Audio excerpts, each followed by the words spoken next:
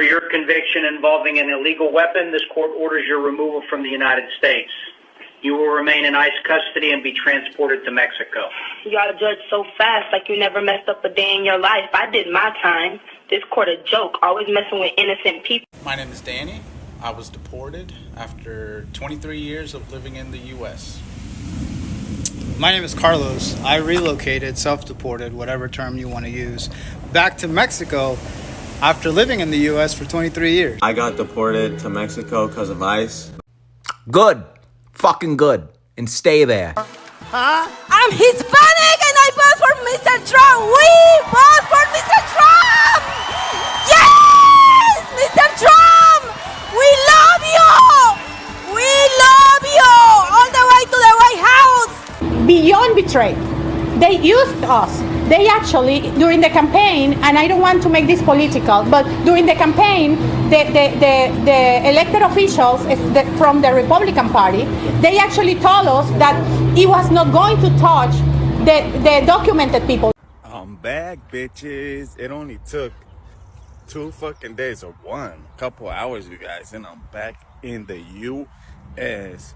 See, I told you guys, this immigration shit wasn't gonna stop nothing, you guys. Nothing. It's not gonna do shit. We're all gonna come back. Nothing's gonna happen. I'm just waiting for my ride now, but you guys, I'm back. I'm back. And I don't give a fuck what y'all think. If y'all wanna hate me, but shit. I'm back in the US. I can smell the chicken nuggets, the hamburgers. I just gotta watch out for ICE around this parking lot because those motherfuckers be hiding. But we back in the motherfucking States, you guys. Y'all better not fucking report my fucking account, you motherfuckers, because then ICE will find me. But yeah, I'm out here chilling, you guys. I'm here waiting for my motherfucker. Mr. Trump, me wanna say thank you to you for deportation me. So this is a video of a Mexican man deported by Trump and vlogging himself crossing the border and entering America again. He's a total hero for filming this. Mind you, he tagged Donald Trump and say, "Thank you, Mr. Trump, for giving me the holiday that my boss would never give me. And I'll be back to work tomorrow." Well, let me tell you, when people said Latinos are the most hardworking people in America, they ain't lying. Cause what did you mean by deported on Friday and back to work on Monday? Dude was literally like, I was planning to visit my family anyway. Thank you, Trump, for the gas money. This also proves a serious point that Donald Trump is literally wasting millions of American taxpayers' money for basically nothing. Some deportees arrive in Mexico with no job, no home, and in some cases limited Spanish skills. That is, even though they were born there. After growing up in America, many are forced to start over in a country they barely remember. I was deported here approximately 5 months ago. Ronald just got here last Monday. And where were you deported to specifically, Ronald? I was deported to Tapachula. Chiapas. Which, did you have any idea where this place was before you were incarcerated? Man, at all. It's a horrible place to be dropped in, especially me that I've been in the United States since I was 4 years old. I lived 35 years in the United States.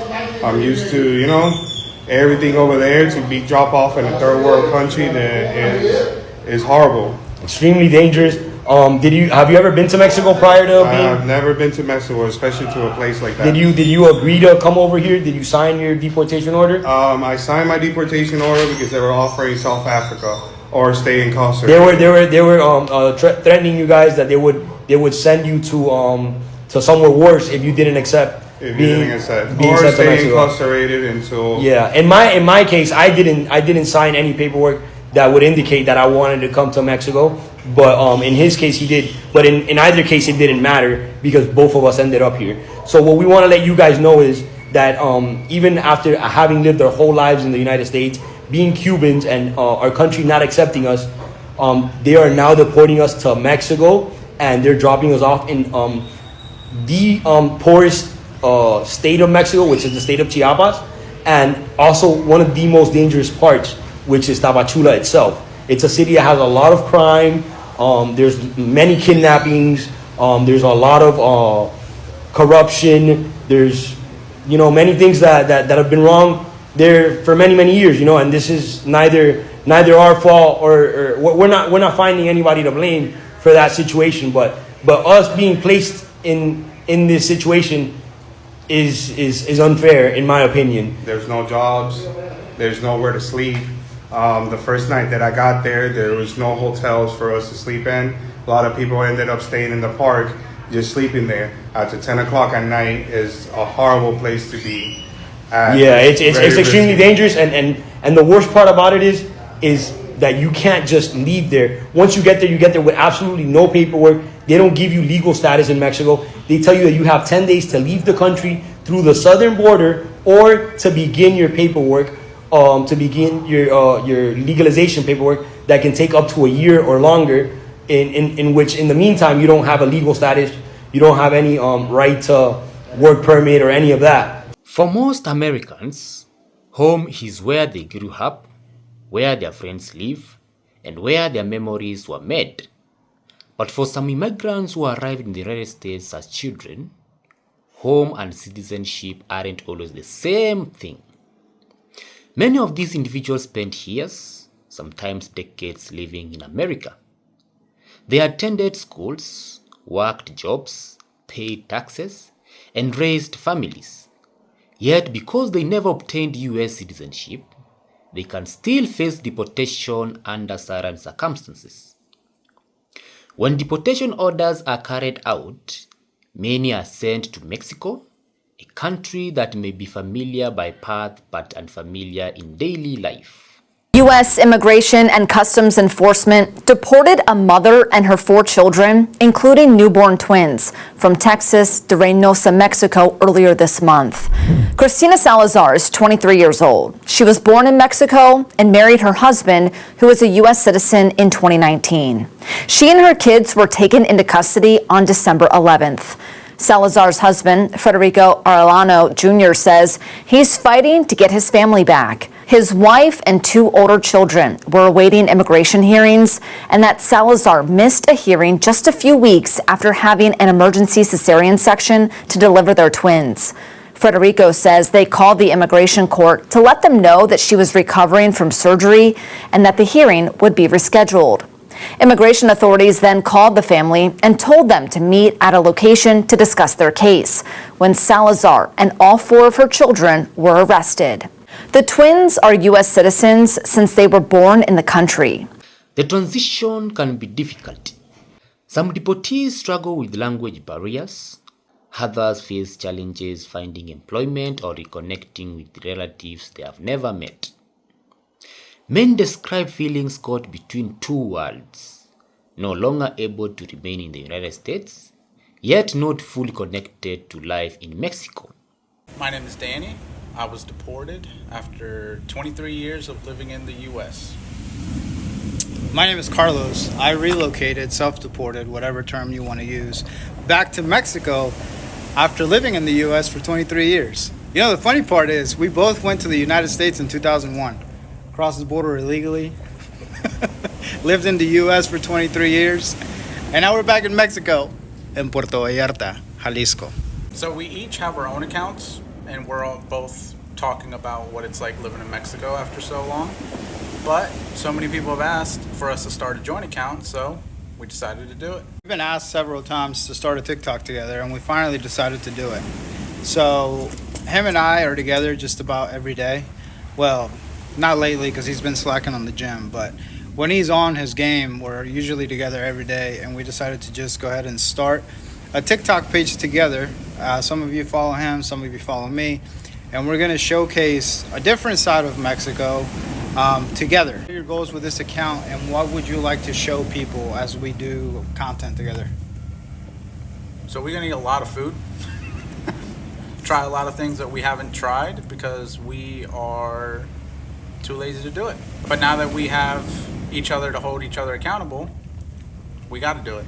Aside from food, another thing that I want to do is potentially be able to help people from the city. And not only like people, like local vendors and things like that, and support local vendors, but also Danny has always had the idea of helping animals, stray dogs.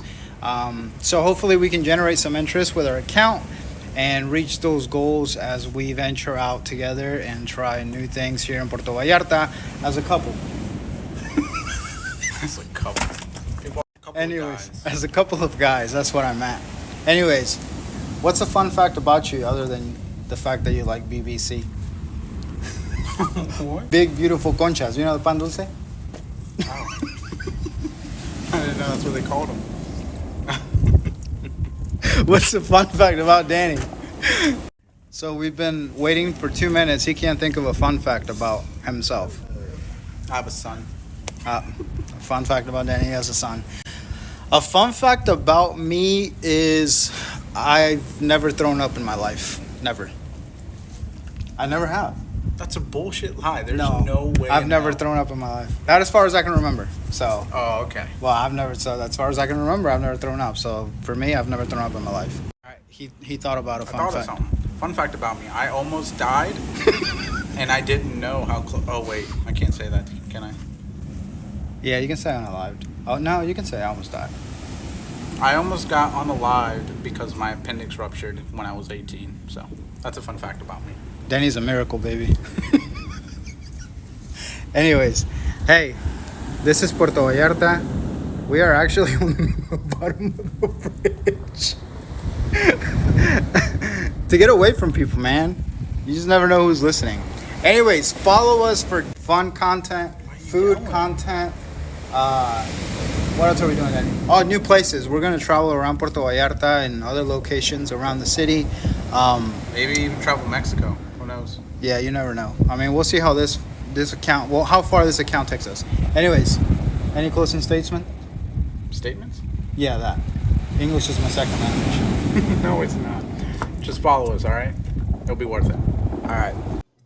Supporters of strict immigration enforcement argue that immigration laws must be enforced consistently and the legal status matters regardless of how long someone has lived in the country.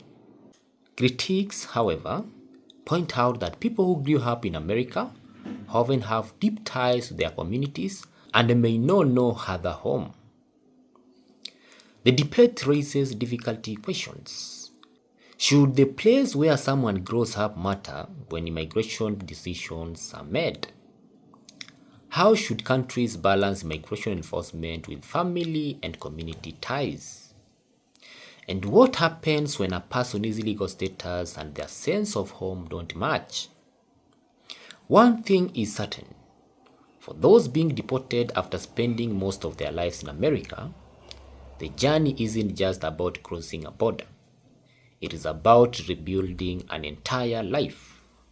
So what do you think? Should people who grew up in America have a different path to stay in the country?